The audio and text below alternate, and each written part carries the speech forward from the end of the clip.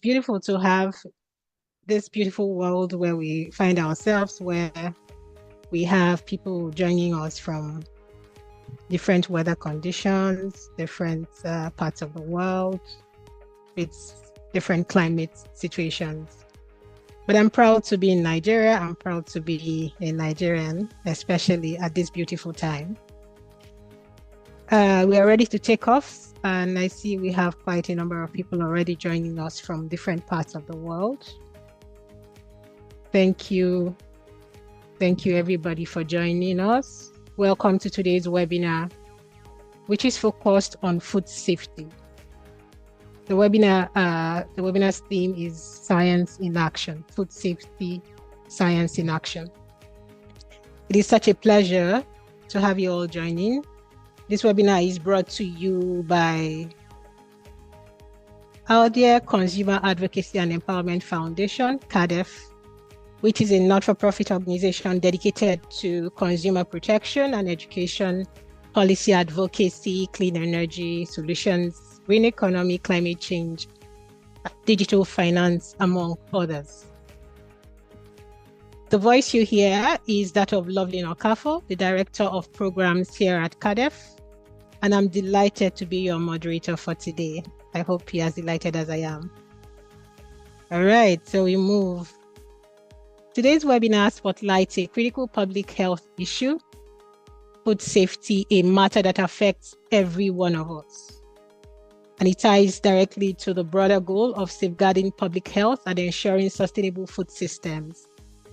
So it's going to be a conversation today, especially it's timely because it aligns with the observance of the World Food Safety Day 2025, reinforcing the global call for collaboration and innovation in this space. Our aim today is to explore innovations and policy pathways that can drive practical and effective solutions to food safety challenges. We are privileged to be joined by a panel of distinguished experts. You'll be hearing from them soon. They bring deep insights, field experience, and strategic perspectives on how to advance safer food practices from farm to fork. Let's dive into the conversation, and I'll begin with the introduction of our speakers. To start us off this beautiful morning, I'll be introducing the Executive Director of Consumer Advocacy and Empowerment Foundation first. She is Professor Chiso Ndukwe-Okafor. She'll be setting the context for this conversation just in a few minutes. Professor Chiso Ndukwe-Okafor is the Executive Director of CADEF, like I earlier mentioned. She's an educator. She's an information technology expert. She's a software developer. She's a motivational speaker. I could go on and on. Remember, I said Professor Chiso Ndukwe-Okafor, so you shouldn't expect less. Our next speaker will be, for today will be Mr. Gaji Omobolaji Tajudeen. He's the Permanent Secretary, Lagos State Ministry of Environment and Water Resources. And he is ably represented in this meeting by Dr. Hassan A. Sanos, who is the Director of Sanitation Services at the Lagos State Ministry of Environment and Water Resources.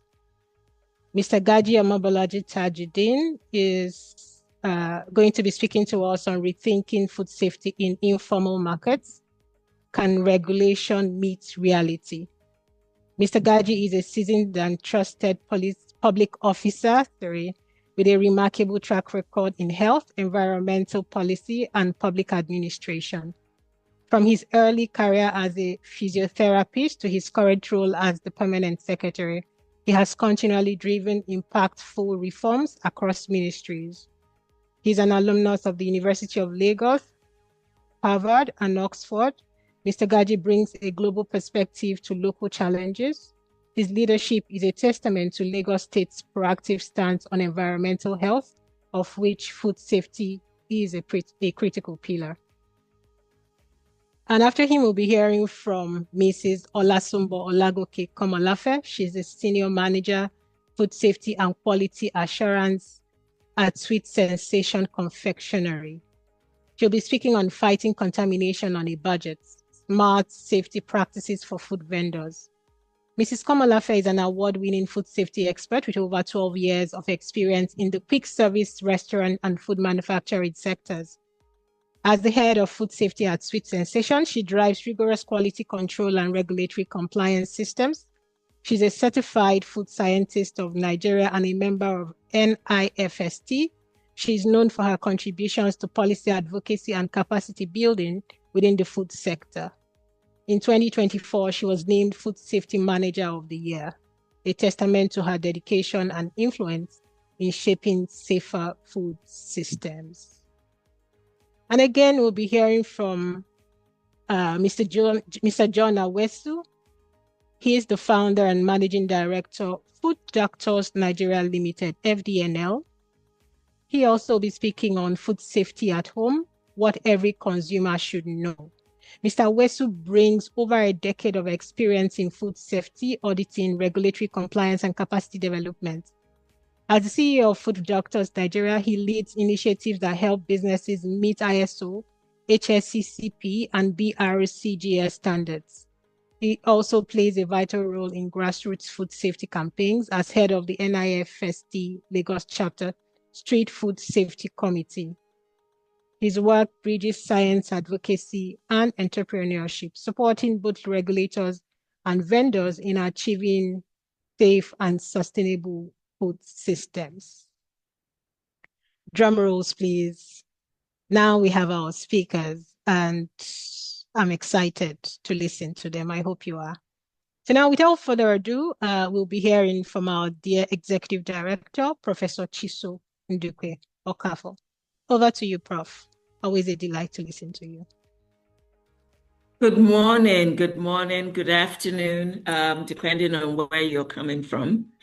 Thank you so much for joining us today. It's a pleasure here at Consumer Advocacy and Empowerment Foundation to welcome all of you. Food safety is one of those things that concerns us all. And at Consumer Advocacy and Empowerment Foundation, what we love to do is to be the voice of the average consumer. We've gone into the market to see what is going on, to talk to participants in the market, consumers, to tell them what they should do and see what they're doing or not doing. We've done projects on food prices and on effect of the cost of food costs on consumers across the nation. We're also involved in digital financial inclusion for everyone, especially for those with persons with disability. We're currently doing projects in solar energy and empowering ourselves where we don't have to wait for NEPA anymore. So it's a pleasure. Thank you very much for our esteemed speakers. I can't wait to hear what you have to say to us. The advice, we're tired of hearing of food poisoning and people dying because of that. And so it's a pleasure for us to bring this to the average Nigerian to know what to do. Thank you and welcome. Thank you very much, Prof. Thank you. It's, like I said, always a pleasure to listen to you. Like Prof mentioned, we had the opportunity of going into the market to see what is going on, to hear people, to actually see some of the complaints that have gone on and what people are saying, how Nigerians are affected on a daily. We'll be showing you a short clip or a short documentary from that visit to some of the markets. But to commence, we will just be sharing a quick poll before we invite our first speaker for today. So you just look at your screen as you can quickly take that poll, just one question or two max, and we can go on to the next one. Thank you.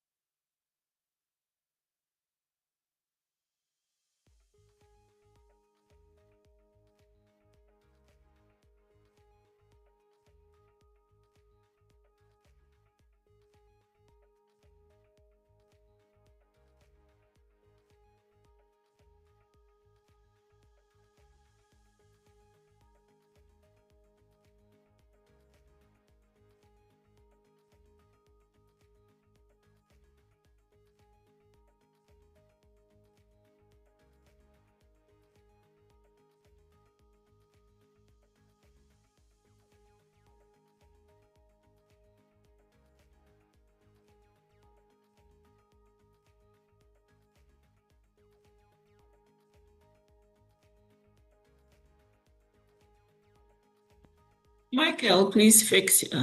That's better.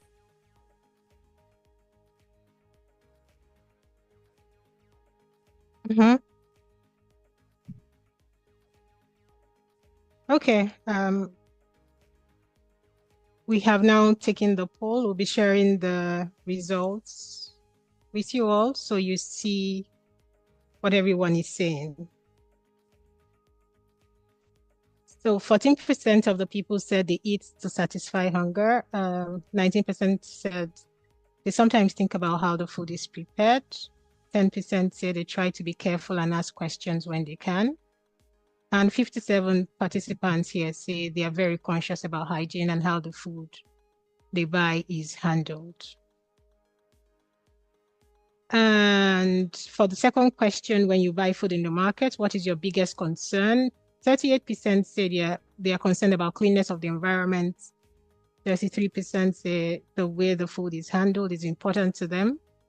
And 29% says they want to make sure the food is not expired or spoiled. Great. Thank you everyone for taking part in this poll. Now we can go ahead fully into the conversations, and hopefully by the time we are done, some of the answers to the poll may change, hopefully, or depending on how the conversation goes. Right, to yield the floor to our next speaker, who will be Dr. Hassan A. Sanus. He'll be sharing with us on the topic, Rethinking Food Safety in Informal Markets. Can regulation meet reality? Over to you, Dr. Sanus.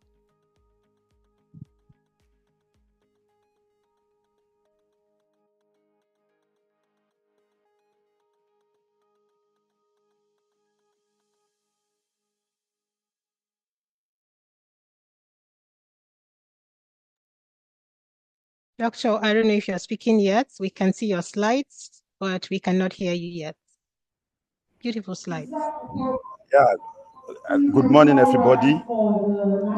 Yeah, I am honored to be here this morning representing my permanent secretary, Dr.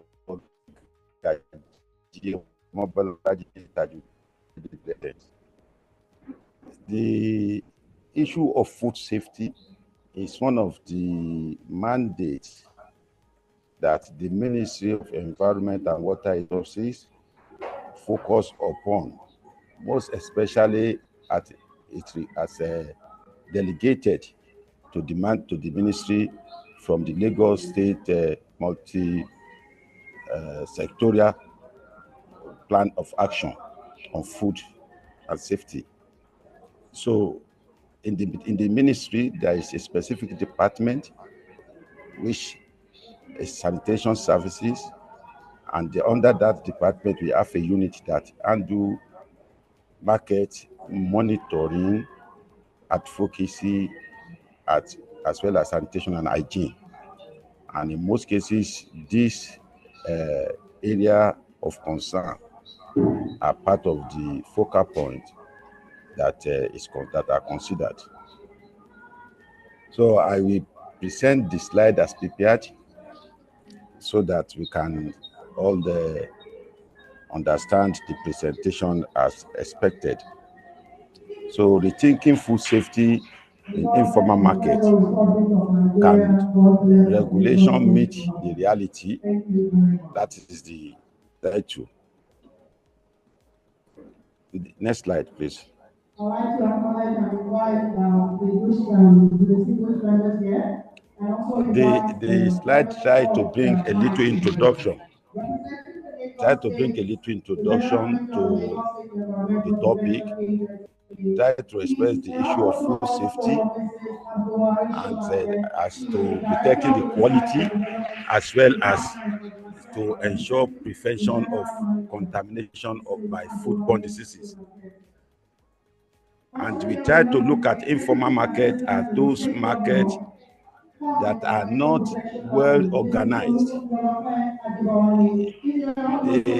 Such markets are regulated, not really fully regulated. They are regulated in terms of their location, regulated in terms of their not a plan.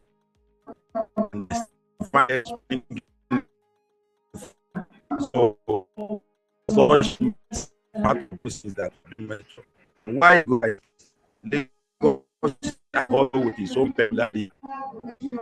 It's a cosmopolitan with a very high population of over 22 million in a small space that is now resorting to high human density with attendance waste generation, both fecal, solid, and other. And Lagos in Nigeria is said to be the commercial hub because it accommodates nothing less than 70% of the economic value of the country. As I mean, commercial, let me say commercial, not economic, commercial activities in the country. And the city is of diverse, consisted of different tribes with different cultures, trade, and as well different types of foods, preparations, and so the next slide. Regulatory Commission, we have Mr. Onlarewaju Owotu. Is there a round of applause for Mr. Onlarewaju Owotu?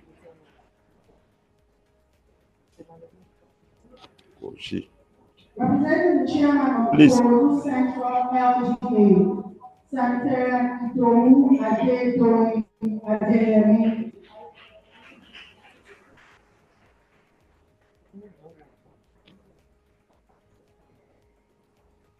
Yeah, we try to identify the informal food market, and this to be there in Lagos to include of thousands of food vendors, open air market that we find on our street and those that are available.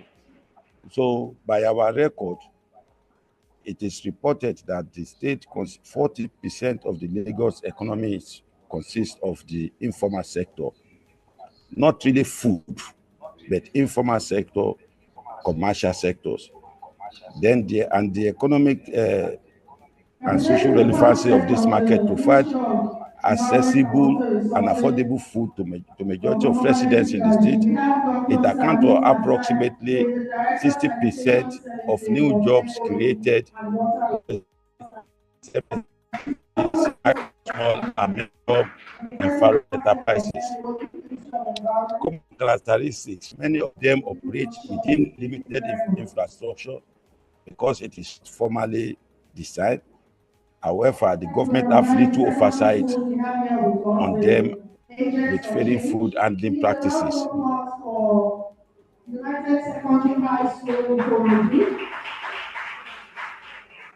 We also have Ikorodu Senior High School. So we look at the food, we look at the common practice. Many of these informal sector operate within limited infrastructure, as said, and as a result, poor hygiene among vendors and handlers are some of those things that are associated with their operation. It is observed that majority of outbreaks in the state are associated with contamination from this type of activities. Recently, in last year, in 2024, cholera outbreak was recorded in Lagos.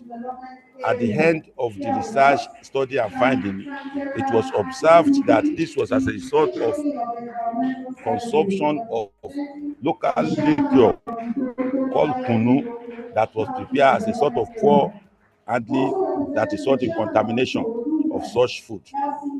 So, as such, Lagos State government always concentrate on this area by trying to ensure that open markets, organized and monitored. And while monitoring to achieve this, we have different framework states. We have the Lagos State Consumer Protection Agency. We have the Lagos State Ministry of Environment. We have the Environmental Services Department in the local government as well. All these agencies constitute the framework for regular monitoring of the informal market. Sincerely, there are gaps which could not be denied, and these are in charge are really because of overlapping of overlapping of duties. Enforcing food safety must present operational challenges due to rapid urbanization and the widespread of informal market. Significant effort made as room for strengthening regulatory regulatory capacity by enhancing manpower, logistics. Sincerely, you will agree with me that in a population of over 22 million, what will be the percentage of the state civil servant to monitor this? And when it comes to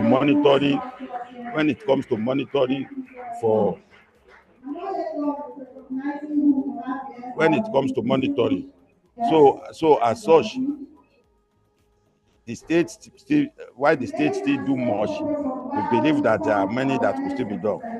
Then there is need for more coordination within the local government. It was to achieve the routine inspection to avoid duplication of efforts. For waste managers, food vendors, and sanitation workers. Resistance to formalization is another challenge in informal food market regulation. Most of these vendors perceive regulatory process as challenging, particularly due to associated costs such as licensing inspection.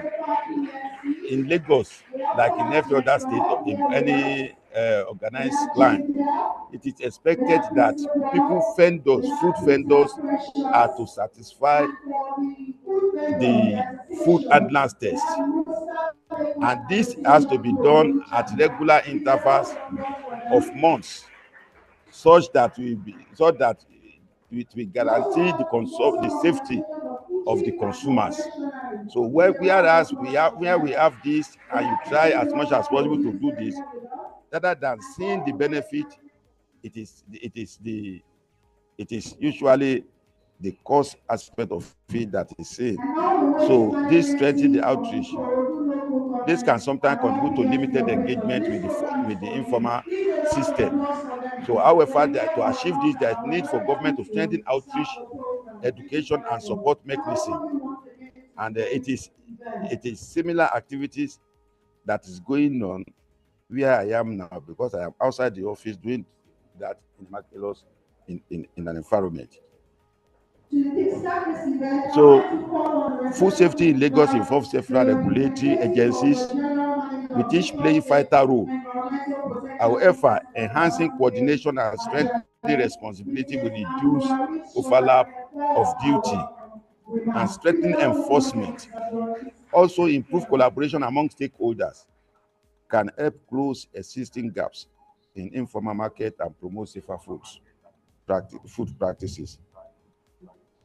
A significant number of informal food vendors may not be fully aware of the food regulations, proper hygiene practices, or potential health risks associated with non-compliance. This gap in awareness can contribute to the continued use of unsafe food handling and storage method. So Lagos intervention. The state have been intervening by increasing the hygiene promotion campaign, market sanitation initiatives series, public-private partnership to bring about training and awareness, and then capacity building for informal sectors, as is being done in the state currently. Sometimes we pick them based on different associations they belong, and they are subjected to trainings on the best food handling.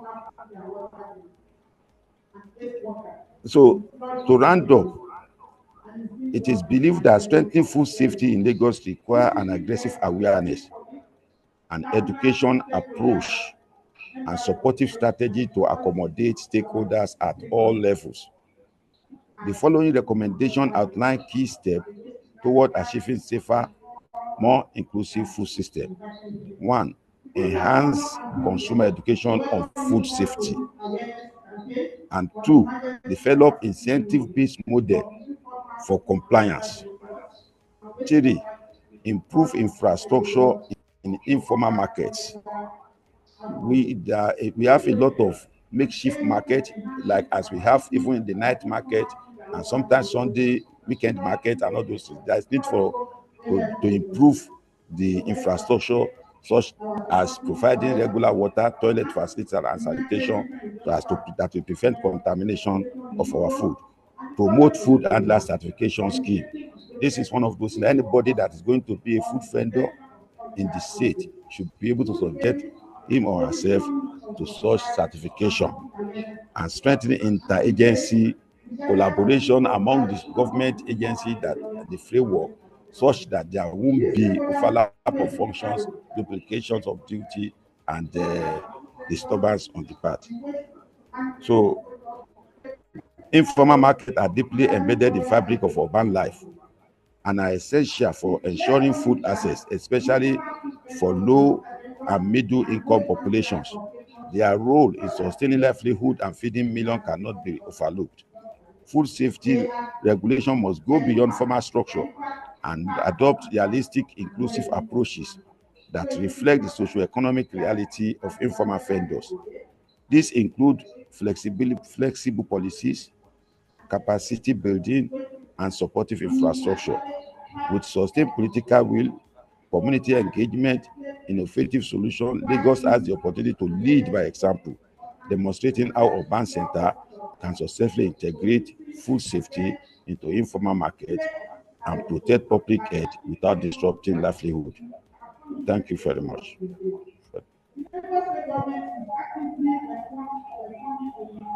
Thank you very much. Thank you, Doctor. Thank you. That was a lot of information. It's so good to hear about some of the things Lagos State is doing. And you rightly mentioned that Lagos State is massive. There is a lot of people in Lagos State. Even from the interaction with the markets, it showed us that there is a lot. There's just too many people. Now, how do we manage this? How does everybody come to play to make sure that food safety is a thing that even the uneducated understand? You talked about how collaboration is required, and I totally agree with you. And this collaboration will span across different sectors, even to the everyday Nigerian. You know how they will say, when you see something, say something. Some people do not know. They do these things, they are unaware. There were a lot of revelations. We can't even show all of them on this call. What people do to preserve food in Lagos State.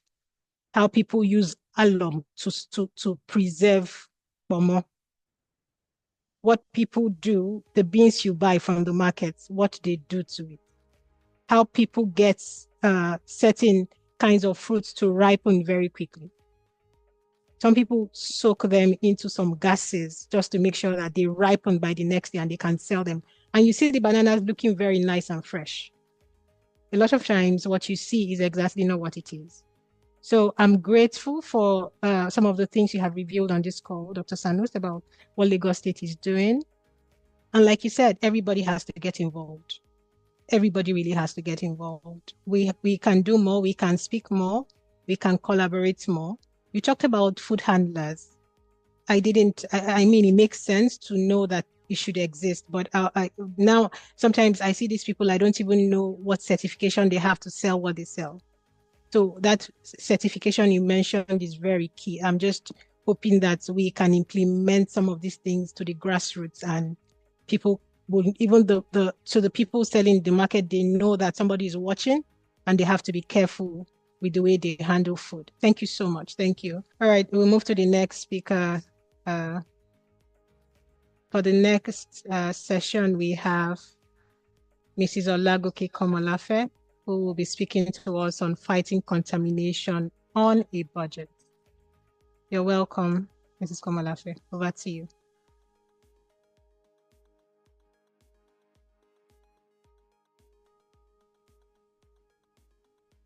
Good morning, everyone. Good morning. Yeah, I'm honored to speak at this CADEF webinar on fighting contamination on a budget, smart safety practices for food vendors. Well, the last speaker has really said a lot concerning the grassroots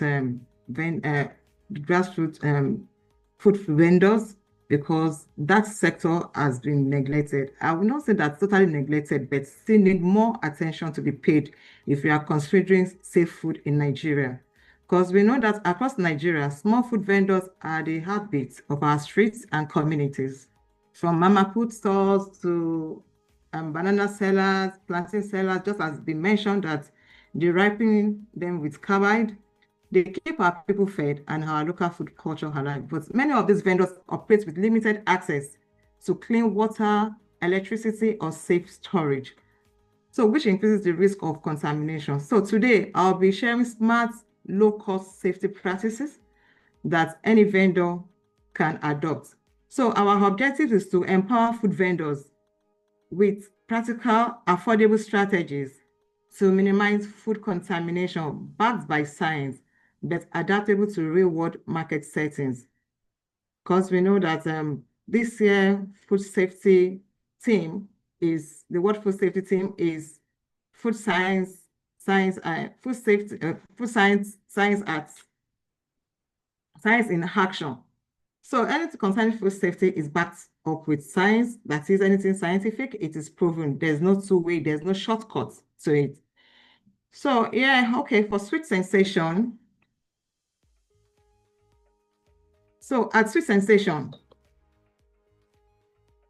the Sweet Sensation support for grassroots food vendors. Okay, hi, I'm the quality control manager of Sweet Sensation.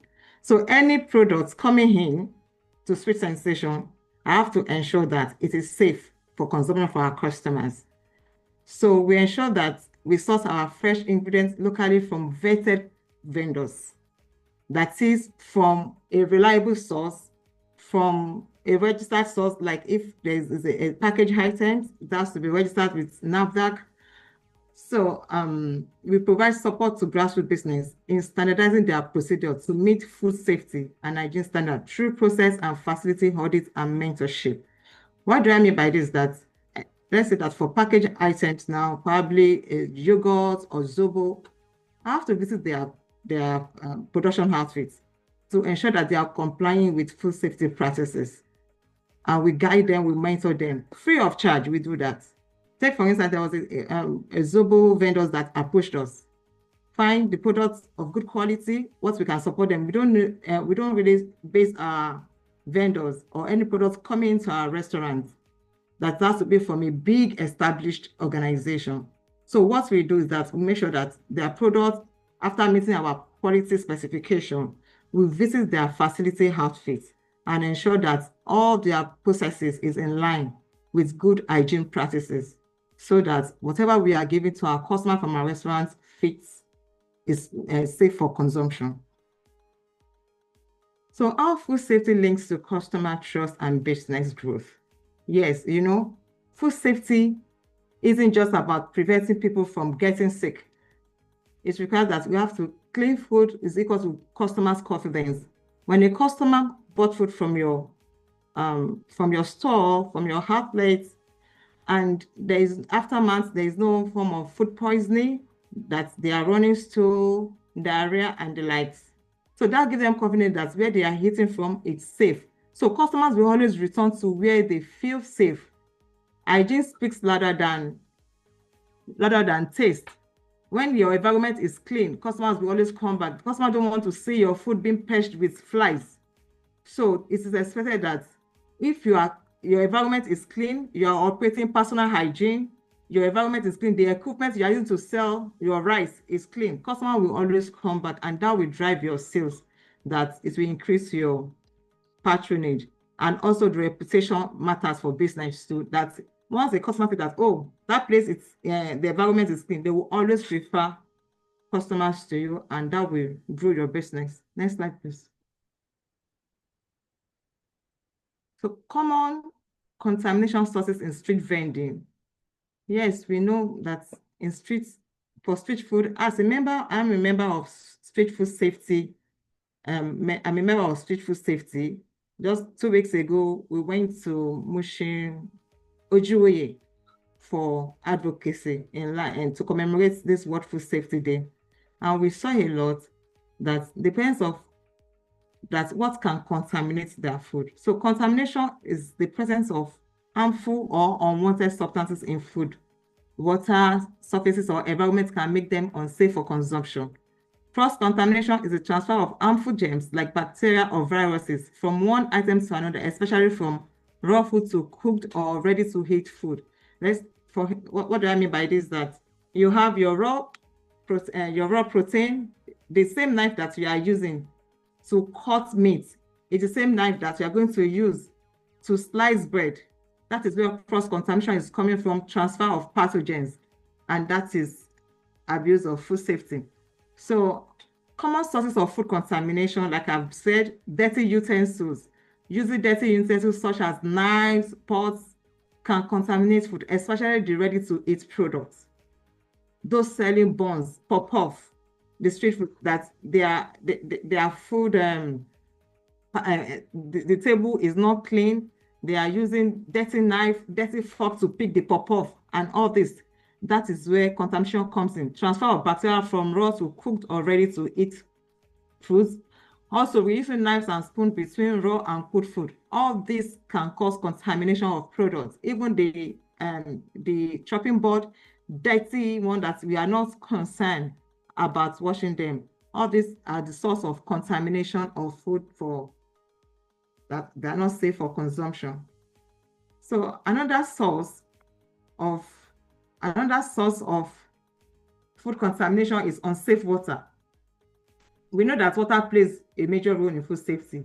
If it's contaminated, whether used for washing food, cooking, or cleaning utensils, it can lead to serious illness like cholera, typhoid, or hepatitis. So many vendors only use water from unsafe sources or reuse dirty water, as we can see from that same picture that they are washing carrots from the stream with dirty water, I think from the flood with dirty water. This is not safe for consumption, but the risk can be prevented. As we are talking about low budget, even on a budget, all this can be prevented. Vendors can boil water before use or treat it with safe disinfectants like chlorine-based solution to ensure that the water they are using is potable. Next slide, please.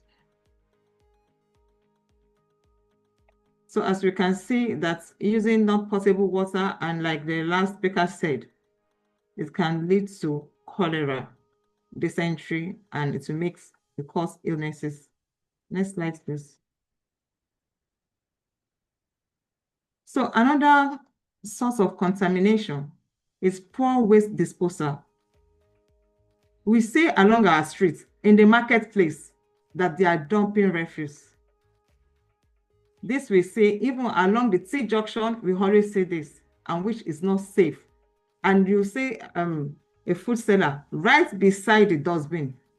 Accumulated waste attract pests, flies, cockroaches, and you see flies perching on the products, which carry diseases causing microbes. Overflowing or uncovered bins can spread bacteria to food surfaces or utensils. It causes offensive odors, and physical contamination degrade hygiene standard. So, but with simple steps like covering waste bins, regular disposal, and keeping the waste area clean, vendors can protect both their food and their reputation. Clean surroundings show that you care for your consumers. So, and talking about food handling mistakes that is observed in the market, in the informal market, is exposure to flies. Improper storage. Storing food at the wrong temperature. Because we know that improper storage is one of the silent threats in food handling. When food is kept at the wrong temperature, like leaving hot food at room temperature for more than 2 hours, even in our homes, leaving cooked food for 2 hours after the leftover on the burner, or repeatedly freezing and thawing meat. Bacteria multiply quickly. Another risk is mixing raw and cooked food or storing perishables without label or rotation. All these, our vendors need to be enlightened so that it will prevent unsafe food, which can lead to expired product being used. I've also seen vendors store food directly on the floor or beside detergents and insecticides. That is chemical contamination. So simple fixes like using pallets, labels, and proper separation can go a long way in preventing contamination. Food safety begins with smart storage. So it's good for us to know how to store our fruit, even in our fridge, on how to arrange different food, whereby you don't store your raw meats and put the fruits under. There is a proper arrangement so that to prevent any form of contamination while storing our food to prevent spoilage. So another mistake that is done when we handle our food is exposure to flies. Leaving food uncovered during preparation storage, especially the ready to eat, as we can see this bun seller in the market, see flies perching on it, and they are there for consumers. And some ignorant customers, or like the poll that was sent earlier, that do you buy food because you are hungry or you care about what you eat, the safety or the hygiene of the environment? Yes, some people will buy because probably ignorant or they are hungry, but it is not safe. Afterwards, they will have food poisoning. So this can just cover the products or put in a show glass. So exposure to flies and dust by the roadside. During one of our street food safety that we're talking to our akara sellers, we are not saying that it's not everybody that can afford this big store. But there is a way to go about it, that they have to place all these products inside a show glass and it will be covered away from the flies. So operating an open environment without pests or dust control measures, it makes the products, whatever you are selling, to be unsafe for consumers. So insanitary food preparation area is what the vendors should look into to make their environment to be clean. Because food safety is not about that you have to break the bank, you just have to start with what you have. So here we're talking about how we can we can practice food safety without breaking bank that you have to do as the established company like Sweet Sensation. But as a food vendor, street food vendors, there is a smart way that you can also afford food safety in your own little way. Taking, for instance, the vinegar, when mixed with water, can be used to disinfect. That is used to disinfect your table. You can use salt.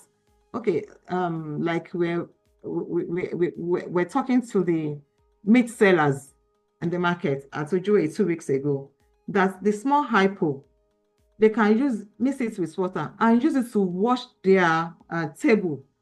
That after close of the day, in the morning, they have to wash it with just the mixture of that table to disinfect it.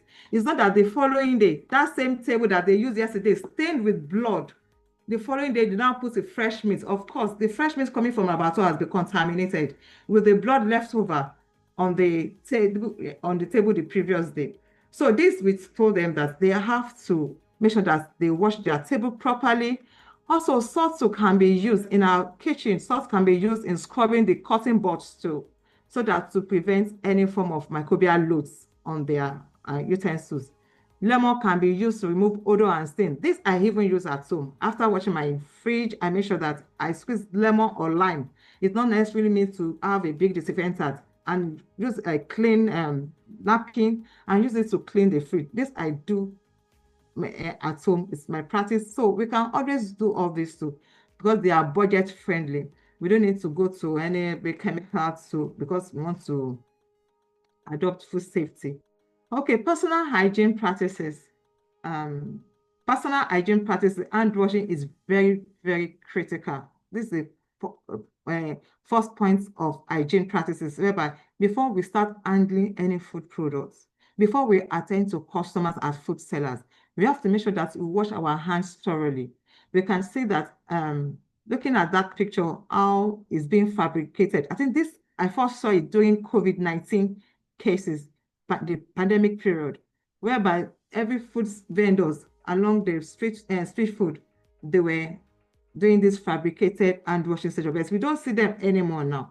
Probably the advocacy for it has really gone down, unlike during that COVID pandemic, whereby it was really, you know, the communication was very, very strong. The awareness was very, very strong. But I know, just like the last speaker said, Dr. Sani, that there's need to create more awareness. So washing of our hands is very, very critical in observing food safety, or even before you start preparing your food, during preparation that you have to go to the toilet. After that, you have to wash your hand before you go back to your food to attend to your customers, or before handling food or continuing your preparation. Okay, here now, innovative vendor-led solutions, cooperative waste disposal, shared sanitation facilities. Yes, some of the best hygiene improvements come from vendors working together. Teamwork is very, very key, it's very, very important. In many markets, food sellers now contribute to joint waste collection system, because considering the kind of business, small-scale business, you might not be able to afford what the refuse picker, maybe like the PSB, are demanding from you. But as a joint, when you come together in the market, have shared responsibility in environmental cleanliness and waste management, like we have every Thursday. This is a good one that government has put, and it has come to stay every Thursday, that we have to do general cleaning in the market. So I think that helps, and there's still need for more to be done. That really helps in cleaning the market. So we have the practical success stories. Yes, the practical success stories concerning a Zobo seller, whereby, yeah, this happens in my organization, like the Zobo seller that's mentioned, they brought their products for us to be selling, and I told them that they have to chill it, and they don't have the fund for them to say that they want to buy a cold van, the cooling van. And I advise them that you can always put your Zobo inside a cooler and put ice pack. Go and buy ice block, like they call it.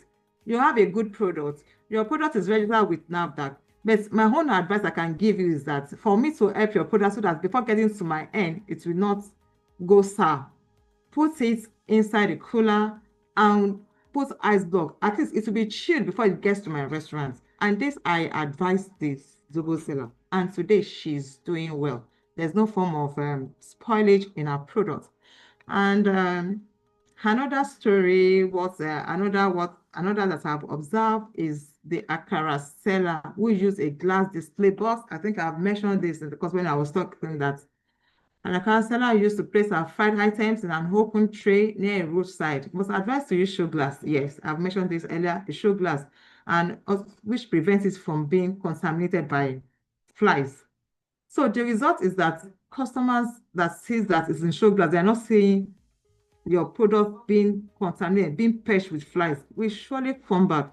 And this really help her, because this help her in improving the hygiene of our products. Mama Puts, every one of us, we patronize Mama Puts, because in one way or the other, probably you want to eat the goat meat and the likes. But this really happens, like I've mentioned this also, that was during the COVID-19 period, that they have to install jerry can for hand washing. And this really helped this woman. It really helped her, because during COVID, the pandemic, nobody wants to eat where there's no hand washing station. And it's really helped her business. So models where small investment led to big hygiene improvements.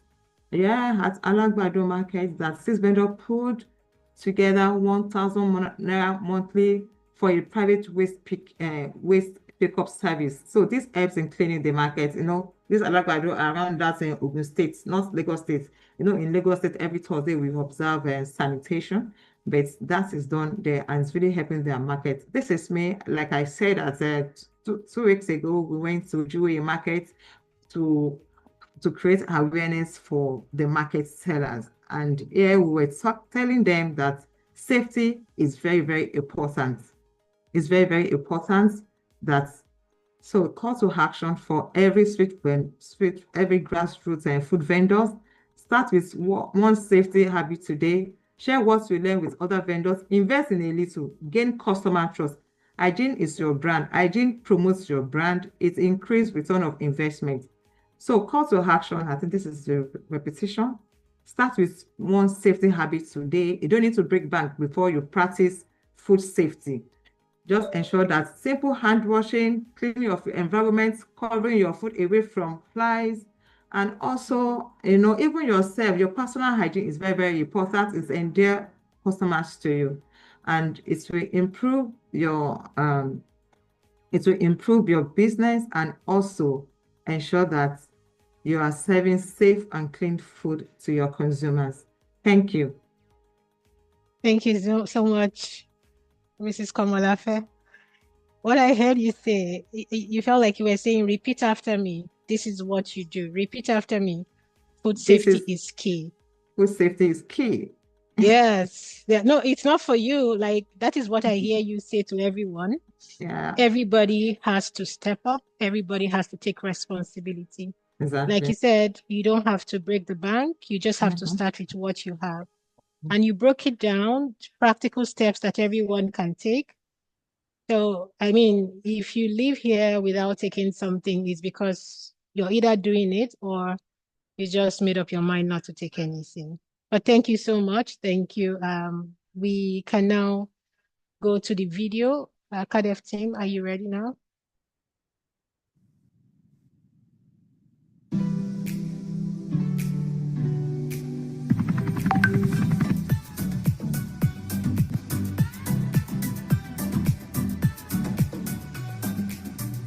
Every day, the streets summarize the sight and smell of food. From the smoky buka joints in Surulere to the ever-bustling markets in Mushin and Malto, food is a necessity. But the question is, how safe is the food we are eating? No, not in Nigeria. We don't really care. You're going to put something in our stomachs. The Nigeria Advocacy and Empowerment Foundation, CADEF, took to the streets to hear directly from the people. What does food safety mean to them? What do they watch out for?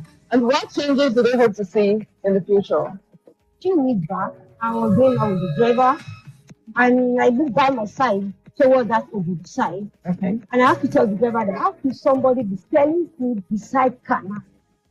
People were sitting down there and be eating. You know, each summer, let's go to beside canal to get my own personal food there. Then I will not go there to buy food and eat. No, that's no hygiene. It's quite a number of people not so close to me, and it's from experience, from people I've heard from. I mean, ate something and then landed in the hospital. It happens all the time. And that's maybe because they use a spice that is really not, compatible for them or something. Or the water is so bad and it just causes damage one way or the other. Yeah, street food is really bad. First of all, our health ministry, who are supposed to, be the check and balance for all these food vendors, they are not doing anything. Because, let me give you an example. In the morning like this, when I'm coming to work, you see them cooking by the roadside. They're cooking amala, with the stew, with the ewedu, and so on and so forth. And some of them are even preparing pap just by the roadside. And most times the water they use to wash their, the bowls and everything, it's water they get from the river. Most people don't consider where they are staying. They just want to have a place where they can earn money. This is really bad. So you need to look at the environment very well. Like, I can't imagine myself buying food here. Do you understand? But the people here need to survive. So most of the time, they just, because of the means of survival, they just move on. So I guess the one thing is they should look at the environment we are cooking. Check the things, knowing that people might definitely come back, to patronize them. I just feel we need to do more, or, all kinds needs to do more, paying attention to their environment and the things we use. They should be able to practice hygiene to make the environment where they prepare food to be clean. They should just look at it that they want to read the food by themselves. It's good to read a good food so that you will not end up spending your money buying drugs or spending money in the hospital unnecessary. I think our health official needs to do more. And I'm not even sure whether there is a particular department that is supposed to oversee all these food workers, the food vendors, because practically most of their food are just left open there. I will advise the government to probably open another department that can oversee this food. I think it will be much more better, you know, to reduce the amount of money government spend on all these health issues. So there's also been conversations around food vendors mixing food ingredients with other substances so that they last long or so that they make more sales. Don't buy pomo here, because some people is using alum to prevent so that the pomo will be run very well. But me, I can't use it like that. So Seeing that you buy foodstuff in bulk, in large quantities, how do you preserve them so that they do not go bad? You get tablets, because you put the tablets, you to see very long time. You put the tablet inside the bag? Inside the, inside the clothes. Inside the clothes? Yes. Then you see inside no go free enter inside the beach. Go reach like 1 month, I think it's fire. Then you will put another one. Yes, After 1 month. Another one. You've heard their voices. The risks the silent guard help us. Now ask yourself, what role do you play? Vendors, will you choose safety, even on a budget? Consumers, will you speak up, ask questions, demand better? Regulators, will you enforce, educate and engage? Media, will you keep the spotlight on food safety? Food safety is everyone's business. What part will you play? Thank you so much. Well, the pictures were there for everyone to see. The videos were very clear. How the extent people can go to preserve food so that they can make as much money as possible. Now, for us consumers, you know what's out there in the market. You need to watch, you need to be careful, and you need to speak up. It's everyone's responsibility. We'll just be moving to the last speaker for today. And he is Mr. Joseph Awesu, who will be speaking on food safety at home, what every consumer should know. It's great to have you on the call, Mr. Awesu. You have the floor now, please. Okay.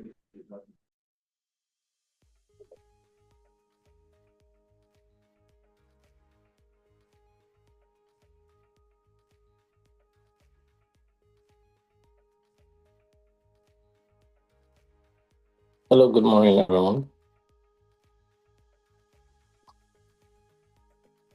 Can you all hear me? Yes, loud and clear, please. All right, thank you.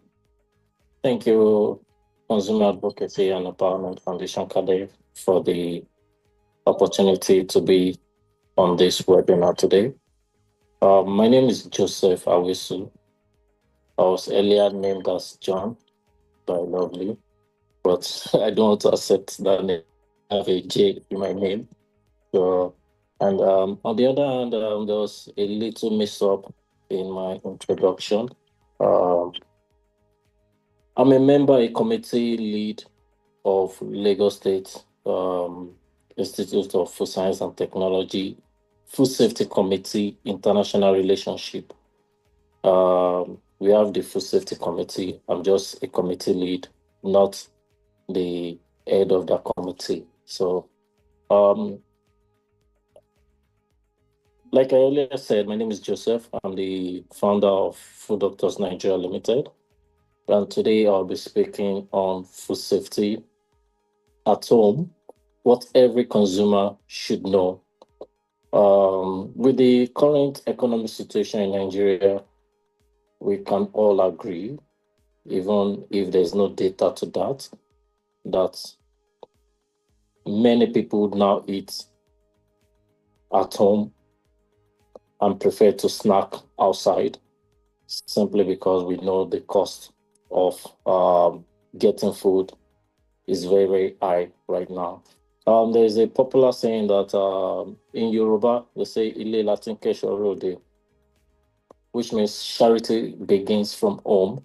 The homestead is a system that have existed for so many years that it has been the backbone of every economy, which we all need to look into. So I'll be addressing how food safety can be assured from home. You need to know that the word food safety is not a rocket science. It is just a simple term for a food that is very, very safe for any consumer. If the food is safe, it simply means it's not going to harm you. So when we talk about food safety at homes, it refers to all the practices, which include handling, preparing, storing food, just to do what? To minimize the risks of foodborne illnesses. Any food that you eat or you take that causes you, that makes you to be sick or hurt you, it simply means that food is not safe. So that's the basic definition of food safety. After consumption, you have no reason to go to the hospital.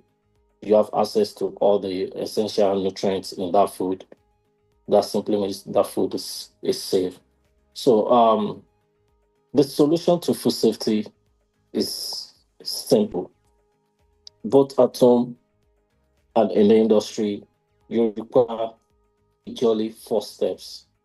Now, the entire food safety management system is a very broad and complex system. And I would like to create a reaction. You know, there's so many myths out there in public opinion pool, whereby people say, oh, when you eat from home, it's safer than when you eat processed food, commercially available foods, and the likes. And for someone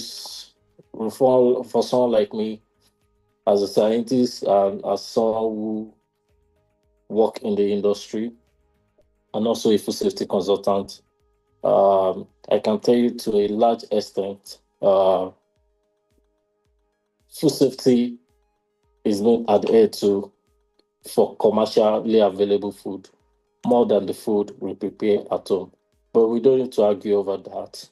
We just need to go to the basics, understand where we get it wrong at home, and look at where the industry are actually getting it right, and see how we can balance our judgment about this. A quick reaction to one of the presentation earlier on, even from the video that was shared.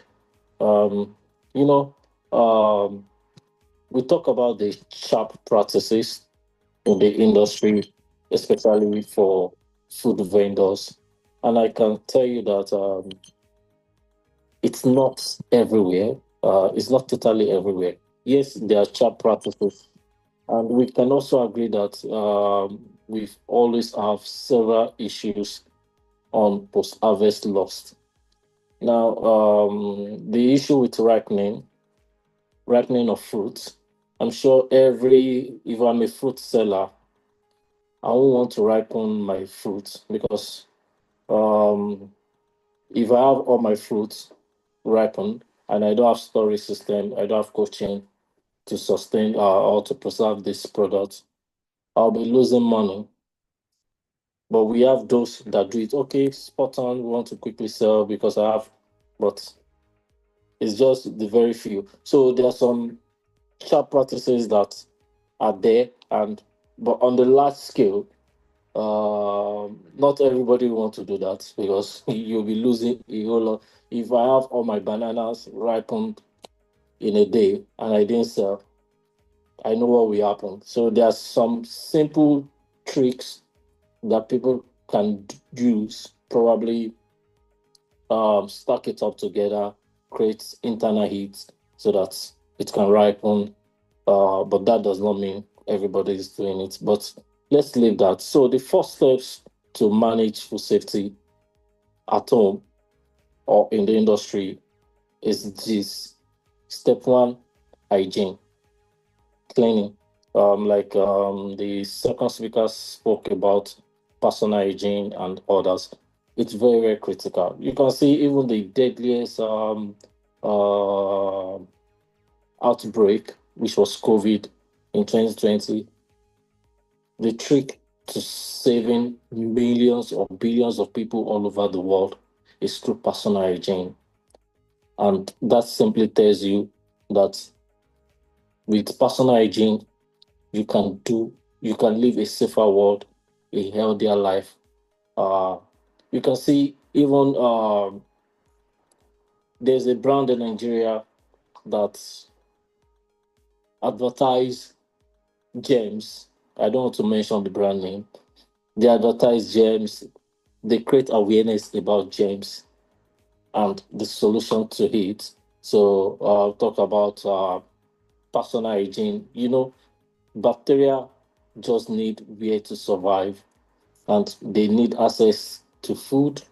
They need access to the right condition that can make them survive. So the first step we are looking at is cleaning.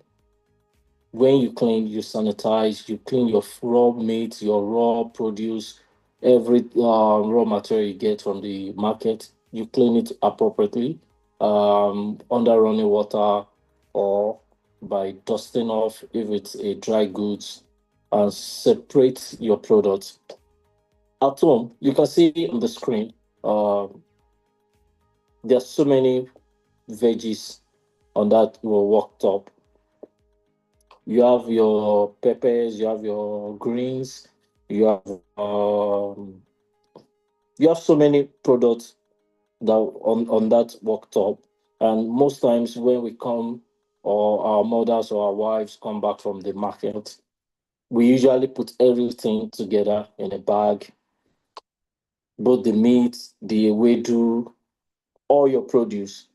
We put everything together and bring them home. We do technically nobody in Nigeria separates some of these products. If you want to make your dinner tonight, once you get to the meat vendor stand, okay, please give me 1,000 naira meat or 10,000 naira meat. You put it in a bag. You go to the next place. Oh, the fish. I need fish. I need pomo. You buy it, same bag. Okay, what else? What else? What else? I need pepper. Oh, madam, please give me 500 naira rodo, tatashi, tomatoes, everything, same bag. What else? Okay, okay. I need Maggi. I need this. I need that. And we keep buying. We don't separate. We don't sort because we don't have all the luxury for such. We just keep everything. And for especially those that live in Lagos, all our products are on traffic. So if you're on my 12 road, you have access to the Oka that say, okay, they will be running after a vehicle just to get this delivered to you. Oh, Boki, bring tomato. Okay, bring everything. The pepper selling, the person selling the veggies too. And you just lump everything together, all in the same bag. You get them all in the same table, or everything goes into the sink where you later clean and do some stuff. Technically, you've mixed raw meat, chicken. In fact, chicken is even more dangerous. You've mixed everything together with the intention that, oh, I'll clean it before cooking. I'll do this, I'll do that, I'll do that. So, but we don't know the science behind some of the things we do and how it can easily affect our health. Simple analogy, there's a cross-contamination in all this, in case you don't know. The veggies you're bringing from the farm or from the market, there's high potential possibility that it's being contaminated. Even from the farm, you can see straying animals eating from part of these veggies, but the farmer just bring it, wash it with dirty water, put it there. And even right there at the market, you see them spraying water on some of these veggies. Oh, you feel, it's very hygienic, this and that. And you just buy everything, mix it with all your ready-to-eat veggies. It's not all veggies you cook, as we all know. And the cooking temperature also varies. It also depends on how you cook. From those that are Igbo tribe, they don't usually cook too long. We, the Yoruba tribe, we overcook, we overprocess till we lose all the nutrients in that veggies. So for someone who did not cook too long, some bacteria are thermoduric. They'll survive that process and they'll still be in that food, just ready for it to react. While those who cook for a very long period of time lose all the nutrients in such veggies. So when you separate all these products, I'm on slide 2. When you separate all these products, but at home you don't have access to thermometer. I wonder how many people have access to thermometer. we actually don't use thermometer. We don't know at what degree should we boil. At what degree should we put this food in the microwave? What degree should we put this in the oven? And at what degree is it safe for food? For anything meat products, there's what we call internal temperature. The minimum standard requirement for your internal temperature of cooked meat is 75 degrees C. So, but we can't measure this. But the simple science behind this is, if you can try as much as possible to reach boiling point, you can easily see boiling point if you don't have a probe at home. So the essence of this is any bacteria, pathogenic bacteria at this temperature would have died. But that is some of the things we'll talk later on. Let's go to the next slide. Understanding common pitfall. Improper washing of fruit and vegetable is a common oversight. Now, there are methods in which you need to wash your vegetables at home. So we'll also look at it in the next slide. Then your storage method. I don't know. I've been looking for opportunity to ask, why do we use deep freezer at home? Now, it's like every home have a deep freezer and every food goes into that deep freezer. And I still don't understand why. Do we actually need a deep freezer? Is it every fruit and veg that requires that temperature? So we need to understand at what degree should we store our fruit and vegetables at home. So we'll be looking at that. So if we are looking at science, let's go to, science-based washing techniques. Now, if you see the picture on your slide, where you have the veggies and the water running, in most homes, this is a common practice. We put everything together. The best practice for cleaning or washing your fruit or veg is under a, not in a situation whereby you put everything in a bowl or in the sink and you have your water. Now, the science behind this is similar to what you have in your laboratory, that is called serial dilution. You're trying to reduce the microbial load of this product. This product must have different bacterial contamination from the market, from wherever the source is coming from. But for you to reduce this, you need to add water. You need to clean with water. So I'm relating it with science, which is like serial dilution. If you have your crude sample, you need the smallest unit. You need the refined unit.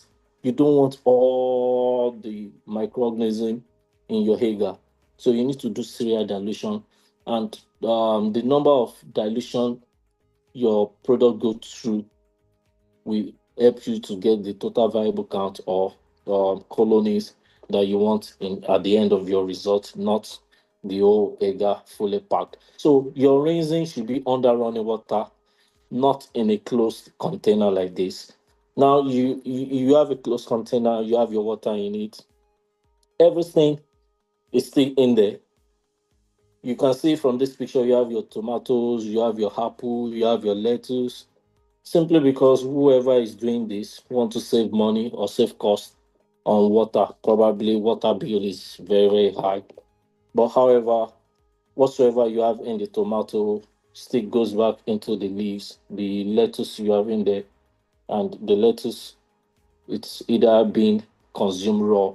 So we just need to understand how the size, or you can say the size sliced carrot as well, which will be eaten raw as well. So most of these carrots in that water, there's what we call the semi-permeable membrane.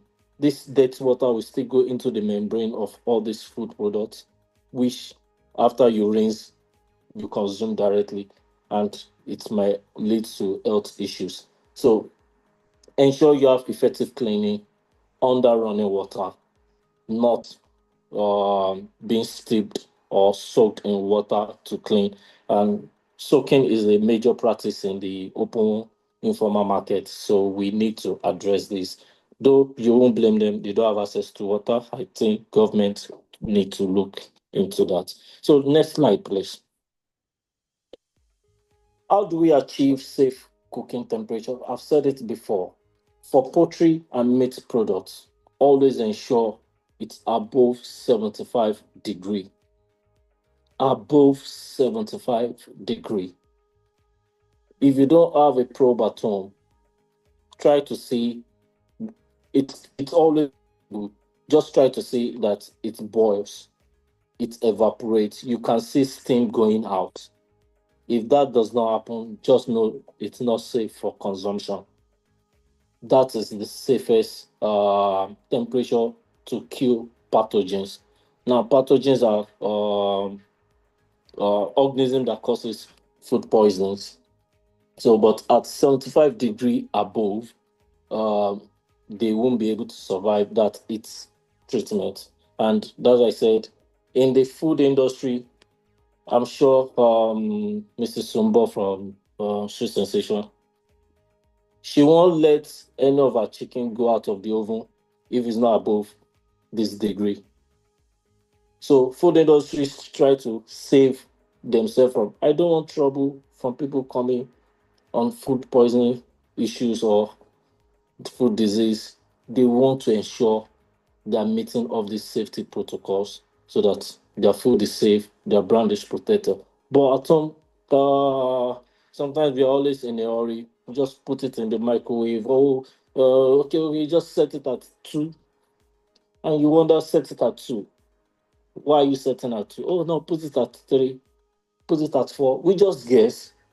There's what we call high temperature, low time, or long time, low temperature. So at what degree is your microwave being set?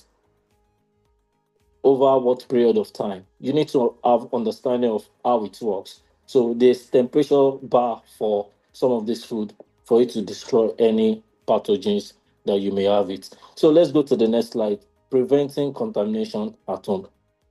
Like I said earlier on, why do we have deep freezer? Why not have a normal refrigerator that also have freezer compartment? It's not every food that requires to be in frozen state. Not every fruit. You don't need some of your veggies to be in frozen state.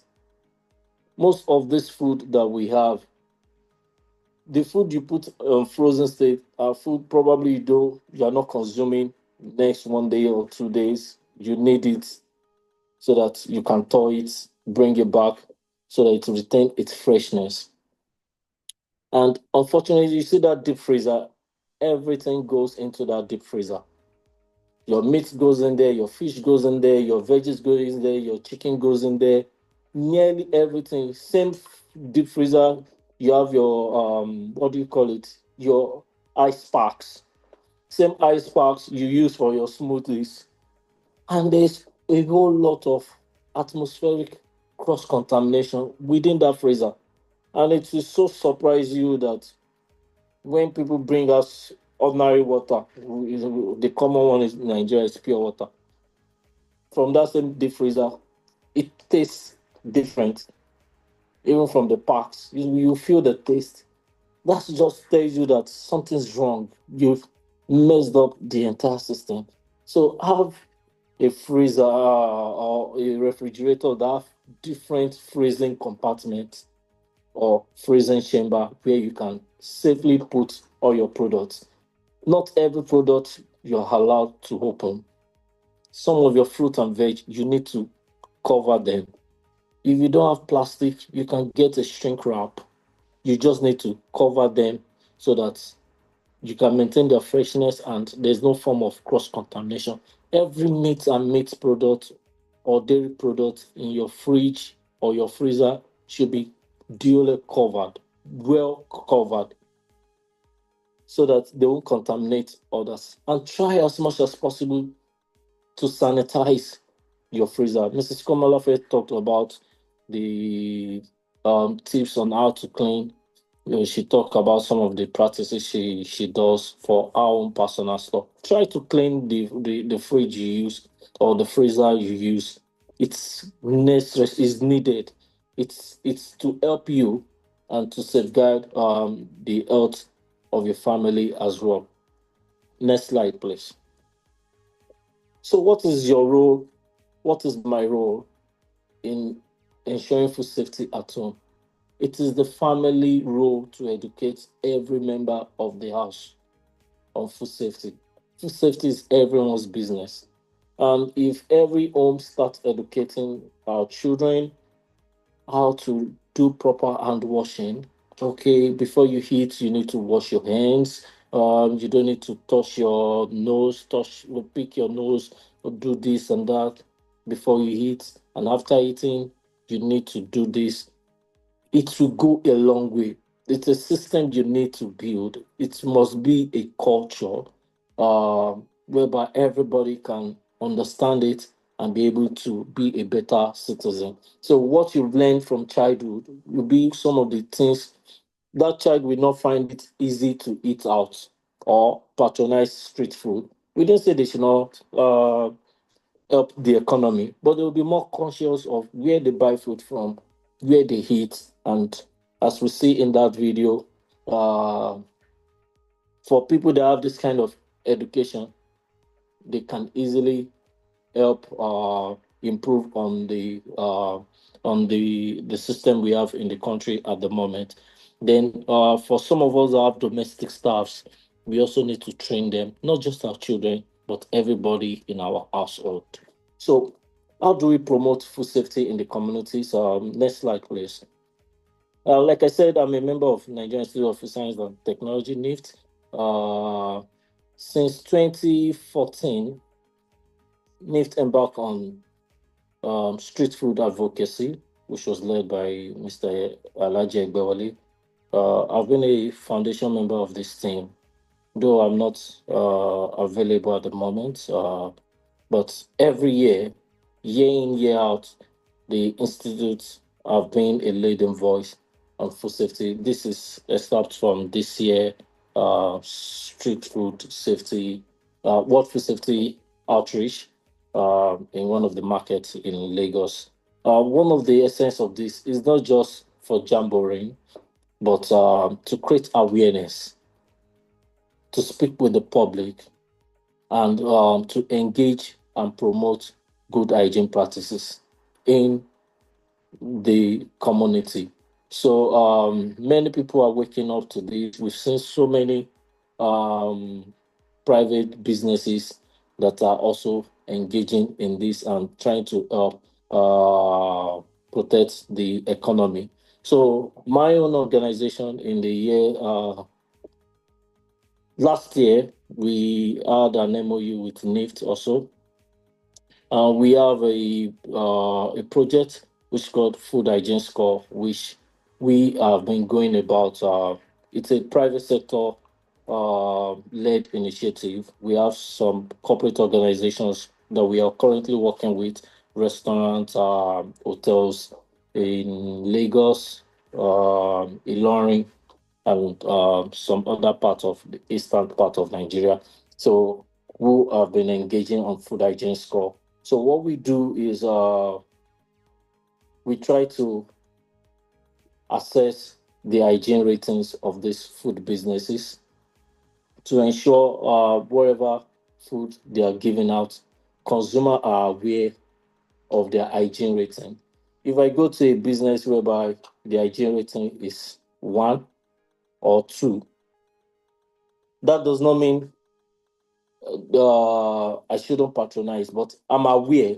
There's this awareness that, oh, there's chances if I hit here, it might not be totally safe for me. So there's a form of consumer awareness that is being created, and it also helps them to improve on their food safety management system, their good manufacturing practice, to know that, okay, yes, I want my hygiene ratings to be high. We have some businesses in Lekki currently, though we tried to partner with some government agency last year, but we couldn't reach a conclusion. It's not a subject for public discussion though. So just to make this effective in Lagos State. But we are hopeful that we'll be able to have a better society. This is a project in partnership with NIFT Lagos chapter as well. So what are the ripple effects on food safety in influencing market standard? The consumer are aware. Now, the consumer are people that came from the home out there. Now you've created awareness from home. You've created that knowledge transfer that, okay, I want to buy meat. I know where to go to. I need to know what are the things that I need to look out for. It's also helped the market to also improve. Now markets are asking for potable water. They're asking for sanitary provisions from government. And there are also institutions whereby they can't have this. They try to have a makeshift or alternative to some of these things. And the overall goal is better public health. We have a healthy society. Last slide. Okay, so we have a little task for us to look at. If you can see that crossword, some of the highlight of my key points today, we've talked about some of these things. So in the comment section, we can just quickly go through what we think we have on the crossword puzzle. I can't really. Can we all see the screen clearly?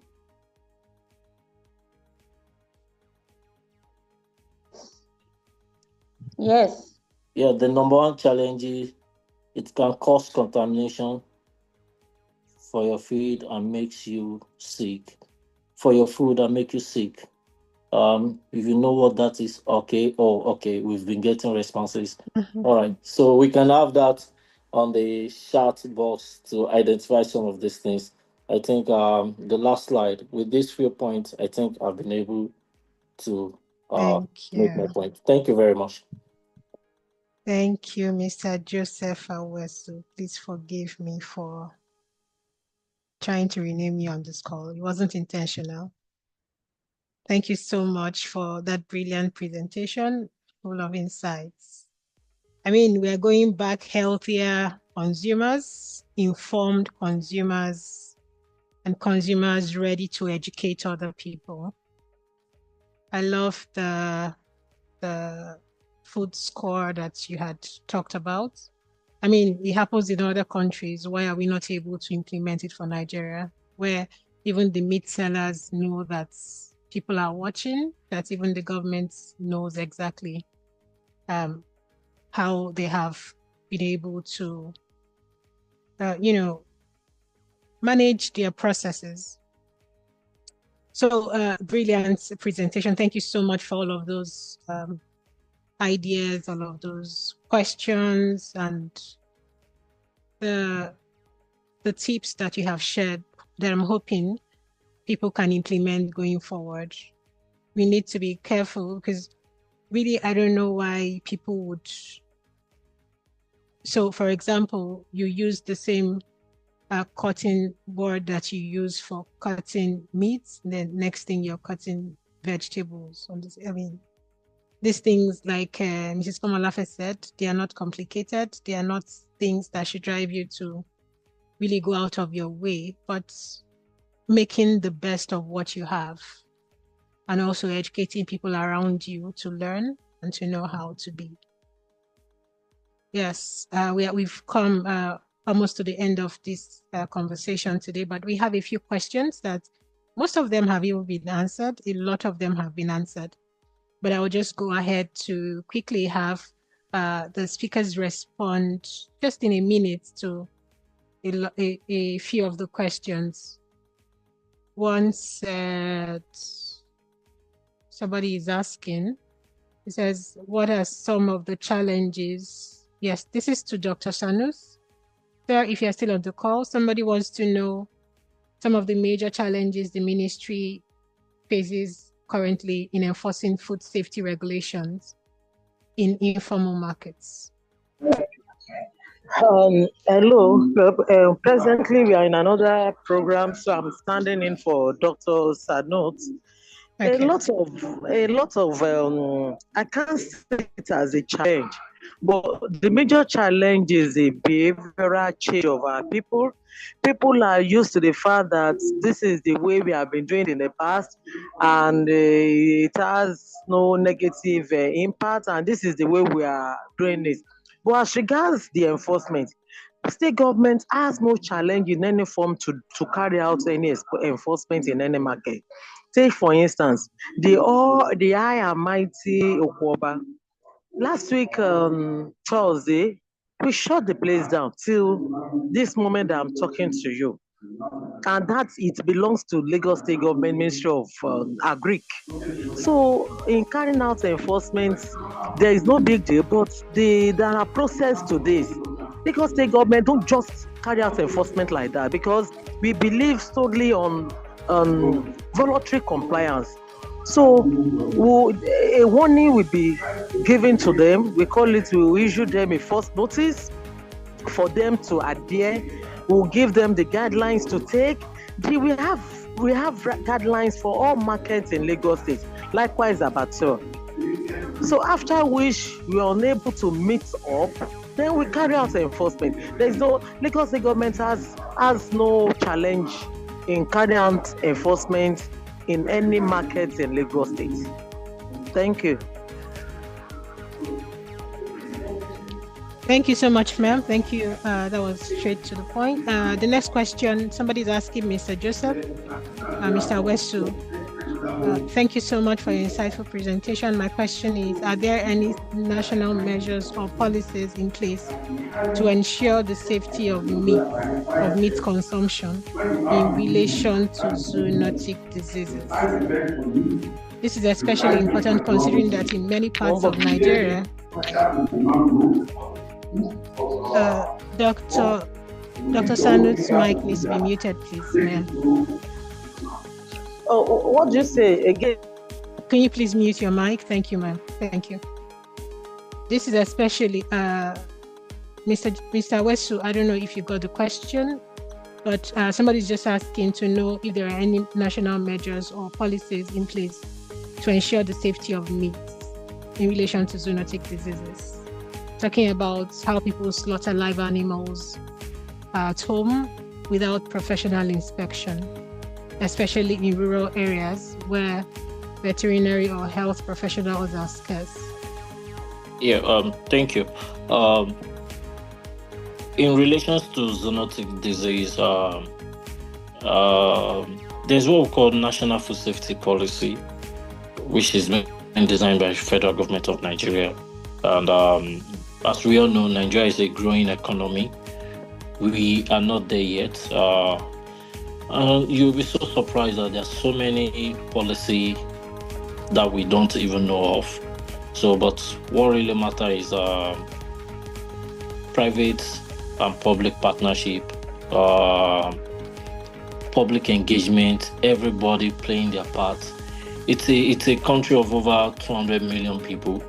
So you might not, you see the person from state government talking about manpower. Lagos alone, with over 25 million people, you don't have enough person to monitor, not to talk of enforcing. So it's all about private organization, NGOs, creating that needed awareness. So I'm sure probably it must have been captured in the federal government food safety policy plan. But for now, nothing. Yeah, thank you. Thank you for that response. Somebody wants to know, the person says, many fruit vendors apply certain substances. This is to you, Mrs. Komolafe. Somebody is asking, many fruit vendors apply certain substances such as calcium carbide to hasten the ripening of fruits. Are these fruits safe for human consumption? We have agreed no, but I'll let you respond. And the person also is asking, are there any medical side effects associated with eating them?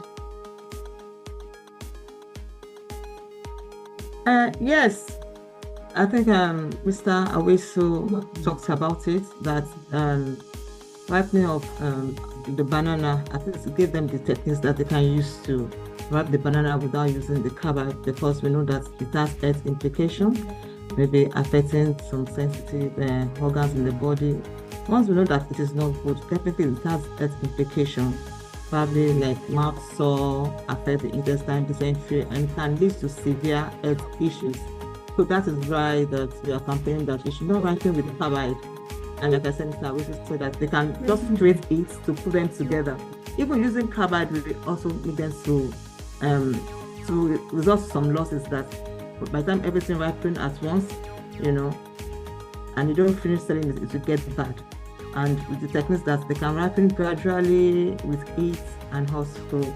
Though there's another method, but that one is industrial level, using the one gas like that. I can't really remember now, but it's not good. It has an implication. Thank you. Thank you very much, Mrs. Komolafe. So what you're saying is allowing fruits to ripen naturally is just the best way to go about it. Thank you so much for that response. I mean, we have a few questions here, but we are running out of time. Somebody says they want to know how, whether fruits washed in dirty water, that's a practice a lot of times in some of the markets in Lagos. He's asking what can he use to wash the fruits. That has already been covered in this conversation. Yes, and I believe we can now almost come to the end of this meeting. Thank you, everyone. Thank you so much to our speakers. You are indeed experts in this field, and we have learned so much. We are going home, like I said, informed, and now we have enough resources to inform other people. I appreciate you. Thank you so much, Mr. Aweso. Thank you, Mrs. Komolafe. Thank you, Dr. Sanus, representing Dr. Tajudeen. Thank you, our dear Prof. Thank you, all of you that have waited till this moment. People have left a lot of comments in the chat box. If you have the time, please look through. This is CADEF bringing this to you. as it's our practice to educate consumers, and we are delighted to be informing consumers this way on different subjects and topics. You can, if you have some more questions, we're always happy to provide answers. You can reach us at info, in our email, info@cadefng.org. You can also reach out to us through our social media platforms. CADEF is blessed to be all over. Yeah, so you can find us anywhere. Consumer Advocacy and Empowerment Foundation, CADEF. Thank you very much, Mr. Michael. Thank you for spending the time to help interpret the conversation that has gone on here. So this is us drawing the curtain today, and we say God bless you for staying and for being patient with us. Have a fruitful day and remain an informed consumer. God bless you. Bye. Thank you. Thank you. Bye-bye. Thank you.